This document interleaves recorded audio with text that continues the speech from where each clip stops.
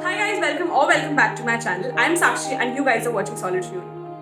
Today's video is going to be a very special video क्योंकि आज की video एक इंटरैक्टिव वीडियो सी होने वाली है जिसमें मैं आपको अपना एक्सपीरियंस शेयर करने वाली हूँ। मैं आपको बताने वाली हूँ कि मैंने और मेरी फैमिली ने पास्ट मंथ्स में क्या फेस किया, जो भी था इससे हमने बहुत ज़्यादा एक्सपीरियंस लिया है और उससे बहुत कुछ सीखा है। हमने उससे सीखा है कि हमें कैसे अपनी लाइफ की कदर करनी चाहिए, कैसे उसकी वैल्यू समझनी चाहिए। So in today's video I am gonna tell you everything. So without any further ado let's get into the video. मैं आपको बिल्कुल ही स्टार्टिंग से सब कुछ बताने वाली हूँ ताकि आपको बहुत ही क्लियर रहे ये चीज़।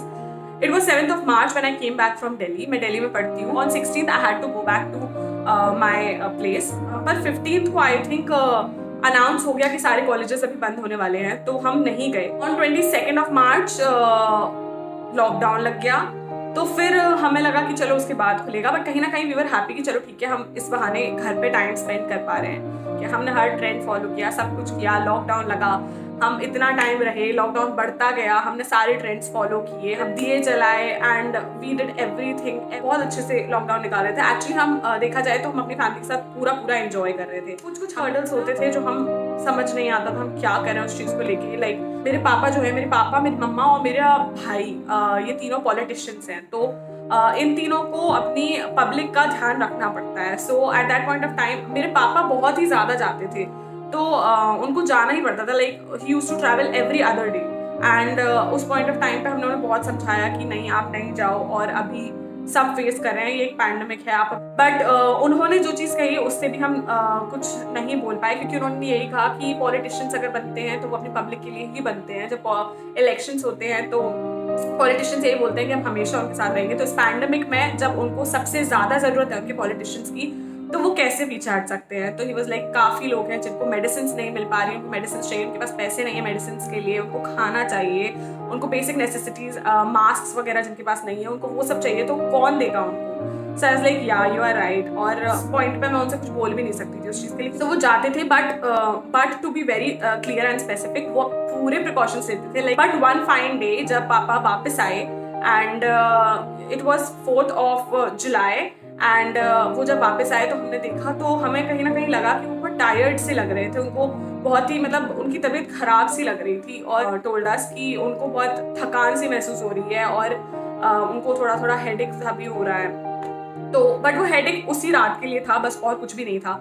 फिर 2-3 दिन हमने देखा, तो 5th of July से ही उनको फीवर आने लगा था। मतलब हर दिन उनको फीवर आता था। तो हमने डॉक्टर से कंसल्ट किया, उनको दिखाया डॉक्टर को, उन्होंने मेडिसिन दी, सब कुछ किया, बाकी सब कुछ नॉर्मल था, कुछ भी नहीं था, सिर्फ फीवर आ रहा था। पर मेरे पापा इतना ज़्यादा ध्यान रख रहे थे, उन्होंने फर्स्ट डे से ही अपने आप को सेल्फ आइसोलेट कर लिया था एक रूम में। वो किसी के भी कॉन्टैक्ट में नहीं आ रहे थे, किसी से भी मिल नहीं रहे थे, मेडिसिन टाइम पे ले रहे थे। वो दिन में 3 टाइम अपना टेम्परेचर देख रहे थे और वो उसको नोट भी कर रहे थे। हर कुछ हो रहा था, डॉक्टर को टाइम टू टाइम रिपोर्ट कर रहे थे। फिर हमारे डॉक्टर ने asked us to get the test done on 7th। अगर 7th तक नहीं होता है उनका फीवर सही तो हम टेस्ट कराएं, उन्होंने ऐसा बोला था। तो 7th को भी जब फीवर नहीं हटा, मेरे पापा ने डिसाइड कर लिया कि हाँ अब तो टेस्ट कराना ही चाहिए। फिर टेस्ट कराने से पहले ही उन्होंने एक और डॉक्टर को बुलाया और उसको दिखाया, तो उसने जो मेडिसिन दी उससे उनका फीवर हाल उतर गया, उनका सब कुछ सही हो गया। बट फिर भी उन्होंने सोचा कि मैं टेस्ट करा आता हूँ एक बार। 7th को उन्होंने अपना टेस्ट कराया, 2 दिन बाद reports I on 9th। Reports जब आई तो it was very shocking for all of us कि वो कोरोना पॉजिटिव है। रिपोर्ट में ये आया और जब हमें पता चला तो वी वर सो शॉक्ड। जिस दिन उनकी report I it was 9th of July and मुझे भी सुबह से बहुत ज़्यादा डिजी सा फील हो रहा था। जब हमने रिपोर्ट के बारे में सुना so we were so shocked कि मैं तो सब भूल गई कि मुझे हेडेक था या कुछ भी था। आई स्टार्टेड क्राइंग, क्योंकि उस टाइम तक हमें कुछ भी ऐसा आइडिया नहीं था कि एसिम्प्टोमेटिक भी कुछ होता है। 9th of July को हम गए वहाँ पर, मेरे पापा हॉस्पिटल गए। उसके बाद 9th of July से हमारा टेस्ट होना था, 10th of July को होना था। और 10th of July को जब हमारे टेस्ट के लिए हम गए तब पता चला कि 10th of July को नहीं हो रहा है हमारा टेस्ट हमारा। तो फिर हमने वेट किया, हमारा नेक्स्ट डे टेस्ट हुआ, 11th को हमारा टेस्ट हुआ। उन्होंने बोला 12th को रिपोर्ट आ जाएगी, बट 12th को भी रिपोर्ट नहीं आई। 13 को हमने वेट किया, 13 को भी रिपोर्ट नहीं आई। तो हम बहुत ज़्यादा फ्रस्ट्रेट हो गए थे कि क्या हो रहा है। और हमें ये बोला गया था कि आपको तब तक क्वारंटीन सेंटर में रहना है जब तक आपकी रिपोर्ट नेगेटिव नहीं आ जाती, और अगर आपकी पॉजिटिव आती है तो आप यहाँ से डायरेक्टली हॉस्पिटल जाओगे। सो जब रिपोर्ट नहीं आ रही थी तो हमें कुछ भी समझ नहीं आया। तो हमने फिर डॉक्टर्स से बात की और हमने उनको ये चीज़ बोला कि चलो जब तक रिपोर्ट नहीं आती है तब तक हम अपने घर पर आइसोलेटेड रहेंगे, क्योंकि उन्होंने ये चीज़ बोला था कि आप तभी रह सकते हो जब आपको हर पर्सन के लिए एक अलग रूम हो आपके पास, आप लोग साथ में नहीं रहेंगे।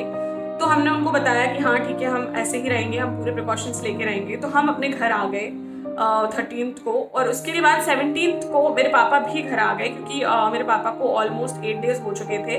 और उसके बाद जब उनके टेस्ट कराए, उनका टेस्ट नेगेटिव आ गए, तो फिर वो घर आ गए। उसके बाद वी फेल्ट कि चलो ठीक है, life is getting back to normal. और बट कहीं ना कहीं हमें थोड़ा टेंशन था रिपोर्ट्स का कि रिपोर्ट्स नहीं आई। हमें ये लगा था कि शायद सिर्फ उन्हीं की रिपोर्ट आ रही है जो पॉजिटिव है, तो अगर हमारे नहीं आए नेम्स तो हम नेगेटिव होंगे सब। 17th को मेरे पापा घर आए, उसके बाद 18th को everything went back to normal. फिर 19th को हम सबकी रिपोर्ट्स आई।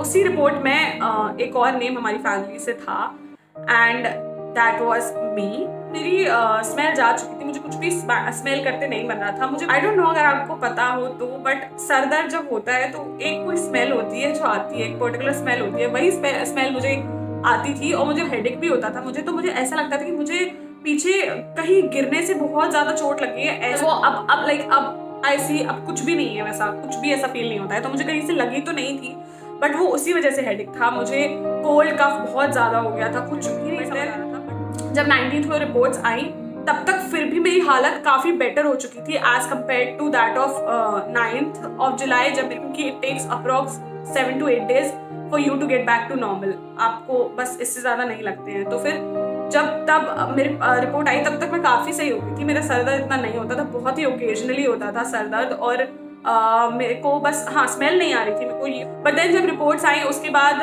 उसी दिन on 19th of July itself orders आ चुके थे कि जिनको ज़्यादा सिम्टम्स नहीं है वो घर पर रह सकते हैं, आइसोलेशन में वो होम क्वारंटीन कर सकते हैं। तो मेरे पापा ने होम क्वारंटीन का जो प्रिस्क्रिप्शन था वो बनवा लिया। उसके बाद वो घर पर आए। I had giloy, I had Shri Tulsi, and I don't know मैंने क्या नहीं खाया उस पॉइंट पे। मैंने सारी मेडिसिन खाई हैं, मैंने लिम्सी खाई, दैट इज विटामिन सी की गोलियां, मैंने वो भी खाई, मैंने सब कुछ किया। For 10 days I was in home quarantine, कोई मुझसे मिलता नहीं था कुछ। I was so board that time. जैसे तैसे वो फेज निकला, मेरा टेस्ट हुआ, कुछ दिन बाद मैं नेगेटिव आ गई, and I was so happy at that point of time. हाँ चलो अब फाइनली मैं इन सबसे बाहर आ चुकी हूँ।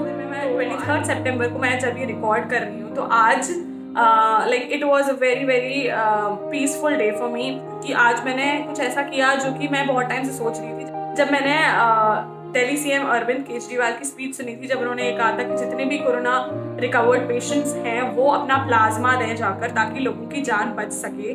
तो जब मुझे कोरोना हो गया, फिर उसके बाद आई थॉट कि मुझे प्लाज्मा देना है किसी ना किसी को, बट कहीं पर भी ऐसे चांस ही नहीं पड़ा कि मैं दूं। बट देन अभी कुछ टाइम पहले मेरे भाई का एक फ्रेंड है, उसके चाचा की तबीयत खराब हुई क्योंकि उनको भी कोरोना हो गया था, और उनको प्लाज्मा की जरूरत पड़ी, एंड आई वाज लाइक कि हाँ मैं तो दूंगी आज। So I was very very happy for that. मैं जब गई तो पहले मेरा ब्लड टेस्ट हुआ, फिर जब मैंने वहाँ पर दिया, it was such a nice experience. मुझे बहुत अच्छा लगा, मैंने सब कुछ देखा कि क्या कैसे होता है, काफ़ी अच्छा एक्सपीरियंस था मेरा। उसके बाद जब मैं वहाँ से निकली तो जो भैया, मेरे भाई का जो फ्रेंड था, he was so thankful to me, and I was like नहीं यार मुझे ये चीज़ करनी थी, इसलिए मैंने ये चीज़ की है।